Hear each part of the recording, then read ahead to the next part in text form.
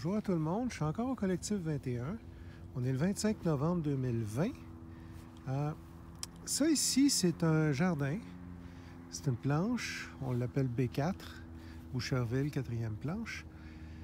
En 2018, il y a eu de l'aide de planter là, qui a été récoltée en 2019.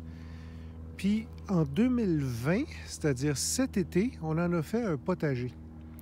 Donc, il y avait des tomates, il y avait toutes sortes d'affaires ici, des courges là, il y avait bon, il y avait toute la famille des choux, puis tout ça, puis du kale, puis ça a très, très bien produit. On est dans l'argile, c'est super.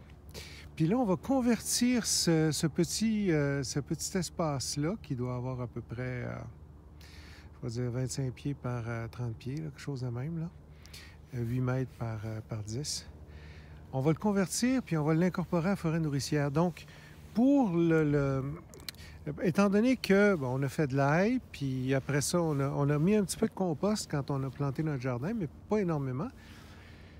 Là, la terre est due pour un petit boost avant qu'on incorpore ce coin-là à notre forêt nourricière. Donc, on est allé chercher... On a fait 4 voyages d'un trailer de 10-12 pieds de sacs de feuilles. Donc, il devait en avoir une tonne. Sérieux, là, il y avait, je crois, 200-300 sacs de feuilles. De toutes sortes, toutes les feuilles. Je vois de l'érable, il y a du chêne, il y a toutes sortes d'affaires. Donc, ces feuilles-là, on en a fait... on les a... on a enlevé les sacs. On a enlevé les feuilles des sacs, puis on a répandu. Fait on a mis 30 à 50 cm. Là, ça s'est écrasé, là. On a vraiment mis beaucoup. Il y a même du pain, là. Pas grave. Quand il y avait des conifères, là, on a essayé de les répartir un peu, mais ça ne changera pas le pH bien. Là, on va laisser ça travailler, puis se décomposer partiellement. Vous allez voir, il ne restera pas grand-chose l'été prochain. À la fin de l'été prochain, il ne restera pas grand-chose de ça. Puis, ce qu'on voulait, c'est que la mauvaise herbe ne se mette pas là-dedans, que les indésirables ne se mettent pas là-dedans. Donc, avec une épaisse couche de feuilles, ça devrait pas mal empêcher les indésirables de s'implanter, les herbes indésirables. Puis après ça, on va pouvoir mettre probablement du copeau de bois, puis planter fin 2021, déjà, à l'automne 2021, ou au printemps 2022. Fait que, en gros, ça incorpore énormément de matière organique. Toutes ces feuilles-là vont... C'est pas tant... Comment je pourrais dire ça? Ça ferait un compost 0.2, 0.2, 0.2, mettons, là, tu sais, NPK. C'est pas énorme comme apport d'engrais, mais ça apporte des minéraux, puis surtout, ça va apporter énormément de vie dans le sol.